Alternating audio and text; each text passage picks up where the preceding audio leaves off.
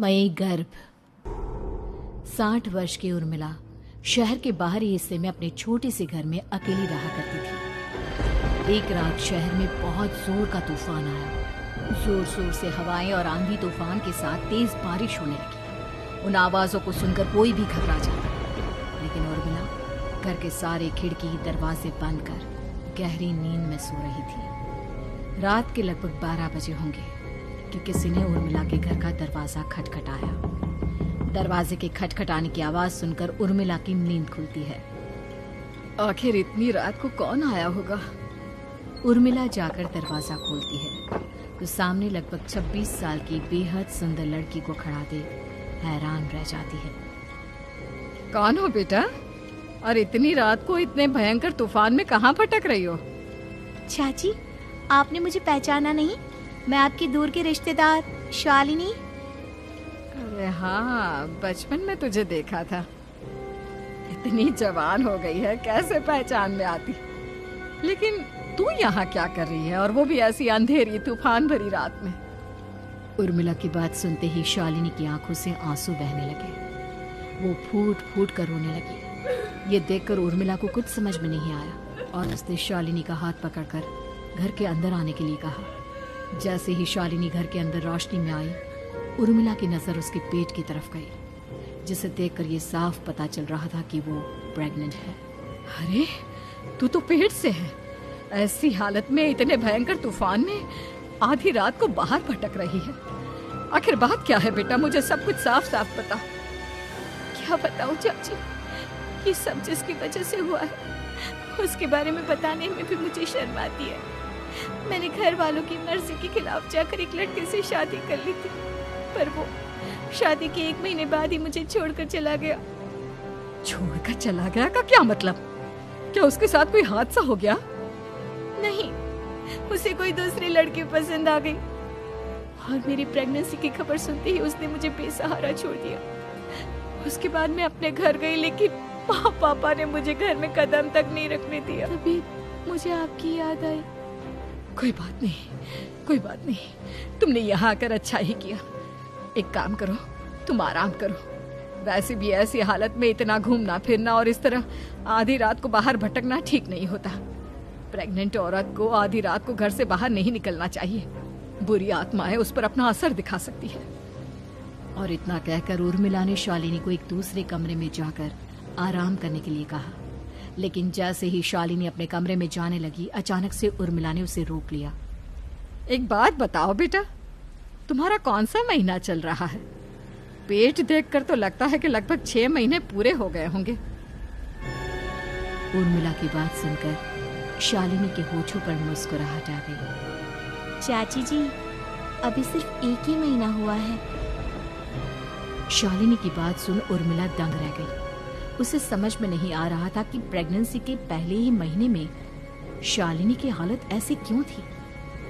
लेकिन फिर उसने बात को नजरअंदाज कर शालिनी को आराम करने के लिए कहा और खुद भी कमरे में जाकर सो गई। अभी कुछ ही घंटे बीते थे कि अचानक से एक बच्चे के बड़े ही अजीबोगरीब बेढंगे तरीके से रोने की आवाजें उर्मिला के घर में गूंजने लगी। उन आवाजों को सुनकर उर्मिला की नींद फिर से खुलती है।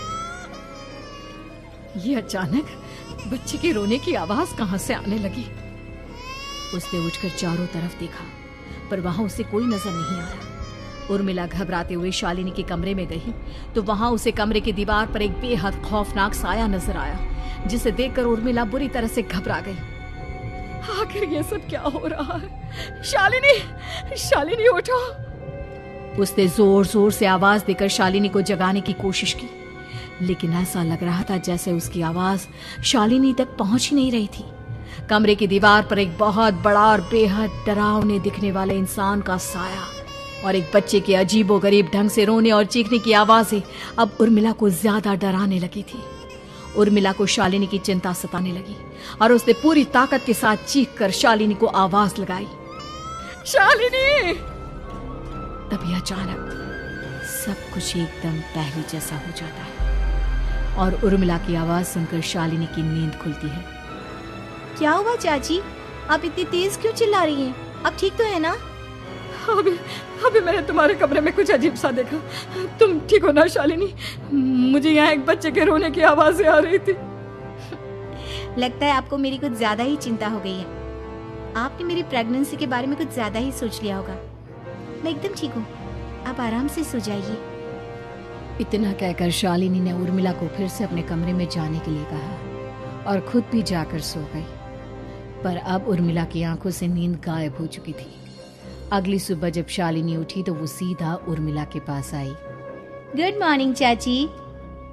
तभी अचानक उर्मिला की नजर शालिनी के पेट पर पड़ती है, जिस पर नीले रंग से एक अजीब सी आकृति नजर आ रही थी। शालिनी, ये तुम्हारे पेट को क्या हुआ?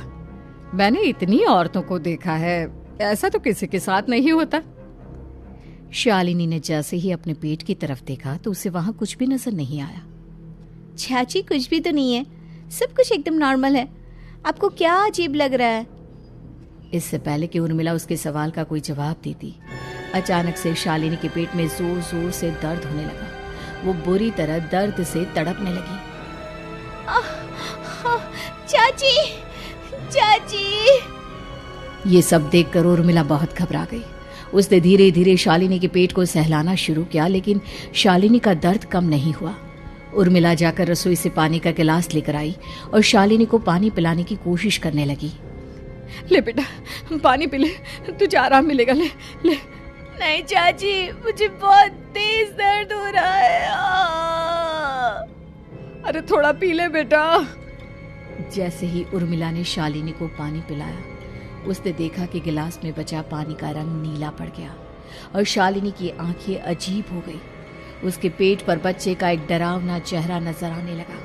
ये सब देखकर उर्मिला की डर से हालत खराब होने लगी, पर तभी शालिनी का दर्द ठीक हो गया। बेटी, अभी तुम्हारा दर्द ठीक है तो ऐसा करो, तुम थोड़ी देर आराम कर लो। शालिनी को आराम करने के लिए कहकर उर्मिला तेज कदमों से चलकर घर से बाहर निकल जाती है और पास ही रहने वाली एक औरत कालिंदी के पास पहुंचती है। अरे उर्मिला बहन, बड़े दिनों बाद दिखाई दी, क्या हुआ? बहुत घबराई हुई सी लग रही हो, सब ठीक तो है ना?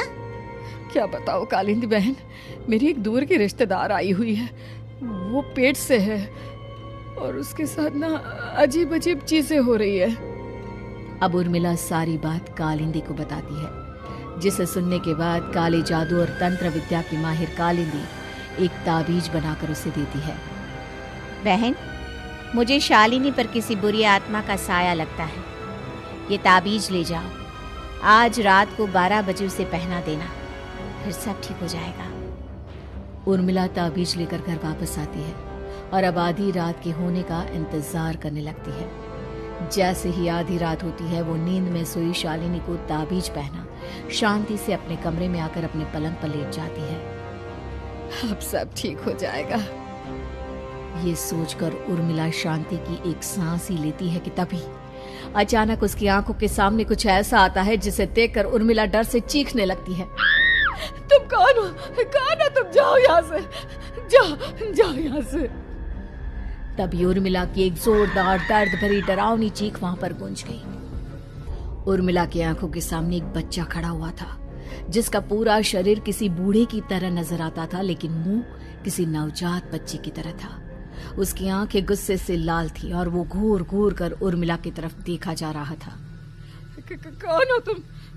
कौन हो? उर्मिला के चीखते ही वो बच्चा जोर जोर से रोने लगा। घबराकर उर्मिला ने अपने हाथों को अपने कानों पर रख लिया। उसकी समझ में नहीं आ रहा है कि आखिर ये सब उसके साथ क्या हो रहा है। कौन हो तुम? कौन हो? क्या चाहते हो मुझसे? जाओ जाओ यहाँ से, आखिर तुम हो कौन?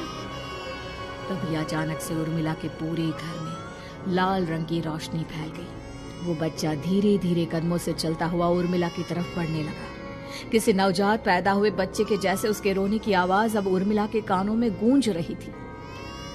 लेकिन कुछ ही सेकंड में वो चुप हो गया और उसने बेहद खतरनाक आवाज में उर्मिला के सवाल का जवाब दिया। मैं वो हूँ जो अब तक पैदा नहीं हुआ, लेकिन जब मैं पैदा हो जाऊंगा तो वो होगा जो अब तक कभी नहीं हुआ। क्या कहना चाहते हो तुम? ऐसा क्या हुआ जो अब तक नहीं हुआ? तबाही होगी, तबाही। सब कुछ खत्म हो जाएगा और ये जो लड़की मुझे जन्म देने वाली है, मैं उसका खून पी जाऊंगा, सारा खून। उस बच्चे की बात सुनते ही उर्मिला बुरी तरह घबरा गई।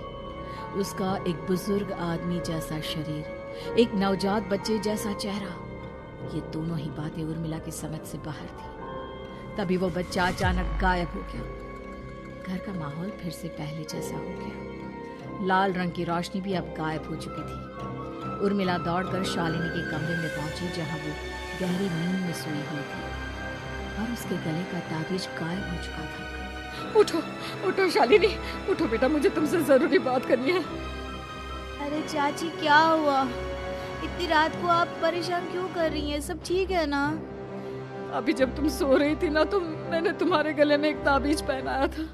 कहाँ गया बेटा, बताओ मुझे। शालिनी ने चारों तरफ अपनी नजरें घुमाकर देखा, लेकिन वहां पर कोई ताबीज नहीं था। वह हैरानी से उर्मिला के चेहरे की तरफ देखने लगी। उसे समझ में नहीं आ रहा था कि आखिर उर्मिला किस ताबीज के बारे में बात कर रही थी। नहीं चाची, यहाँ कोई ताबीज नहीं है। लगता है आपने कोई बुरा सपना देखा है। मैंने कोई बुरा सपना नहीं देखा। खैर छोड़ो, तुम अब सो जाओ, कल सुबह बात करते हैं। डर और घबराहट की वजह से उर्मिला की आंखों से नींद तो जैसे बिल्कुल गायब हो गई थी। अगली सुबह उर्मिला बिना कोई देर किए गांव के बाहर एक छोटी सी झोपड़ी में रहने वाले बूढ़े पंडित के पास पहुंची। पंडित जी, मेरी मदद कीजिए। अरे आओ आओ उर्मिला, क्या हुआ? सब ठीक तो है ना? क्या बताओ पंडित जी, बहुत बड़ी मुसीबत है। मेरी दूर की एक रिश्तेदार लड़की पेट से है और उसके साथ बहुत डरावनी चीजें हो रही है। कल रात को तो एक अजीब सा दिखने वाला बच्चा मेरी आंखों के सामने आकर खड़ा हो गया था। ये तुम क्या कह रही हो? मुझे साफ साफ बताओ कि आखिर तुमने क्या देखा? उर्मिला ने अपने साथ हुई बीती रात की पूरी घटना पंडित जी को बताई, जिसे सुन पंडित जी के माथे पर चिंता की लकीरें उभर आई। अनर्थ होने वाला है, अनर्थ। बरसों पहले भी उस हैवान ने एक लड़की के पेट से जन्म लिया था और उसके बाद उस शहर को पूरी तरह से तबाह कर दिया। कैसी विपदा पंडित जी, कैसी बात कर रहे हैं आप? बताइए मुझे, और इसका उपाय क्या है? इसका उपाय तो है, लेकिन बहुत कठिन है। हो सकता है कि उस उपाय को करने के दौरान तुम्हारी जान भी चली जाए। मुझे मेरी जान की कोई परवाह नहीं, पर आप जिस तबाही के बारे में बात कर रहे हैं, बस वो नहीं होनी चाहिए। लाखों लोगों की जान बचाने के लिए मैं कुछ भी करूंगी। तो ठीक है, मेरी बात ध्यान से सुनो। बरसों पहले एक भयानक तांत्रिक ने अपनी तंत्र क्रिया के जरिए एक मासूम लड़की के साथ रिश्ता बनाकर उसके पेट से जन्म लिया था। इस तरह से वो अपने जैसे लोगों की संख्या इस दुनिया में बढ़ाना चाहता था। आपके कहने का मतलब है कि शालिनी के पेट से भी उस शैतान को जन्म लेना है, इसलिए उसने उसके साथ ये सब किया है। ठीक पहचाना तुमने। अब मैं तुम्हें एक ऐसा सिंदूर दूंगा जिसे तुम्हें ले जाकर उस लड़की के पेट पर लगाना होगा। क्या ऐसा करने से सब कुछ ठीक हो जाएगा? नहीं उर्मिला, ये सब इतना आसान नहीं। उस लड़की के पेट पर सिंदूर लगाने के बाद तुम्हें उसका पेट काटकर उस हैवान को बाहर निकालना होगा। नहीं पंडित जी, मैं ये सब नहीं कर सकती। मैं भला एक जिंदा लड़की के पेट को अपने हाथों से कैसे काट सकती हूँ?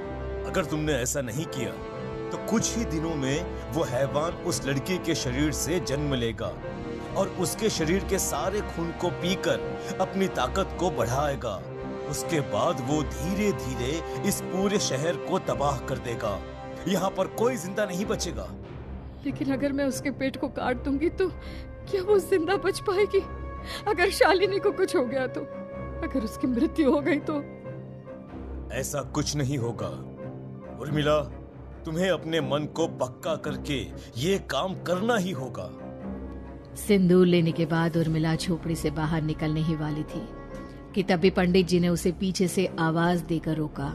उर्मिला, उस लड़की का पेट काटकर हैवान को बाहर निकालना ही काफी नहीं होगा। तुम्हें ध्यान रखना होगा कि ये सब करते हुए उस बच्चे का जो आधा बूढ़े का शरीर है उस पर सिंदूर की एक बूंद भी ना लगने पाए, क्योंकि अगर ऐसा हुआ तो वो तुम्हें और बाकी सबको कच्चा खा जाएगा। पंडित जी की बात सुन उर्मिला की आंखें फटी रह गई और उसके शरीर में डर की लहर दौड़ गई। फिर भी उसने हिम्मत की। ठीक है पंडित जी, मैं पूरी कोशिश करूंगी कि मैं उस हैवान को वहीं के वहीं खत्म कर पाऊं। इसके बाद उर्मिला तेज कदमों के साथ घर वापस आती है। दिन बीतता है, रात का अंधेरा छाने लगता है।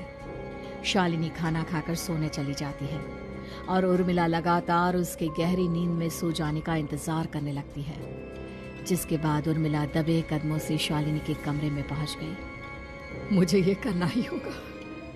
अब उर्मिला ने धीरे धीरे शालिनी के पेट पर पंडित जी का दिया सिंदूर लगाना शुरू किया। उर्मिला के हाथ बुरी तरह से कांप रहे थे। उसके एक हाथ में चाकू था जिससे वो पेट काटने वाली थी। उर्मिला ने एक नजर शालिनी के चेहरे की तरफ देखा और फिर डरते हुए उसके पेट पर चाकू चलाना शुरू किया। कमाल है, मैं इसका पेट काट रही हूँ और ये आराम से सो रही है। इसे दर्द नहीं हो रहा क्या? तभी अचानक उर्मिला के कानों में बच्चे की रोने की आवाज सुनाई देने लगी। उसने घबराकर चारों तरफ देखा पर वहां पर कोई नहीं था, बस रोने की आवाज लगातार आ रही थी। उर्मिला बिना रुके लगातार शालिनी के पेट को काटती रही। उसे इस बात का भी ध्यान रखना था कि सिंदूर बच्चे के बूढ़े आदमी वाले शरीर के हिस्से पर ना लगे। कुछ ही देर में वो हैवानी बच्चा उर्मिला के हाथों में था। उसने बड़ी ही सावधानी से उस बच्चे को बाहर निकाला और पंडित जी के कहे अनुसार उसे घर से दूर जलाने के लिए ले गए। पर तभी उसके सामने वही बूढ़े शरीर और बच्चे के चेहरे वाला बच्चा आ गया। अपनी गोद में और सामने भी बच्चे को देखकर उर्मिला हैरान रह गई। मुझे मारोगी? मुझे इतनी हिम्मत कैसे है तुम्हारी? तुम पैदा नहीं हुए हो और मुझे पता है जब तक तुम्हारा जन्म नहीं हो जाता तो मुझे कुछ नहीं कर सकते। इतना बोलते ही उर्मिला तुरंत उस बच्चे को घास के ढेर पर फेंककर उसमें आग लगा देती है, जिसके तुरंत बाद वो बूढ़े आदमी के शरीर और बच्चे के चेहरे वाला अजीब तांत्रिक का भूत भी वहां से गायब हो जाता है। कुछ देर बाद उर्मिला घर पहुंचती है तो वो ये देखकर हैरान रह जाती है कि शालिनी का पेट अपने आप जुड़ चुका था। शुक्र है भगवान का और उन पंडित जी का, अब सब ठीक हो जाएगा। सुबह शालिनी सोकर उठती है तो अपना पेट देख पूरी तरह घबरा जाती है। चाची, चाची ये सब क्या हो गया? मेरा पेट अचानक कम कैसे हो गया? मेरा बच्चा कहाँ गया चाची? बेटी, वो बच्चा नहीं एक खतरनाक तांत्रिक था जो तुम्हारी कोख से जन्म लेकर सबको मार देना चाहता था। तुम्हारी जान भी ले लेगा, इसलिए मैंने पंडित जी के बताए उपाय से उसका खात्मा कर दिया है। अब सब ठीक है। शालिनी को उर्मिला की बात समझ में नहीं आती, जिसके बाद शालिनी को पूरी बात उर्मिला आराम से समझाती है। अब वो दोनों ही भगवान का शुक्र अदा करती हैं और एक साथ रहने लगती हैं।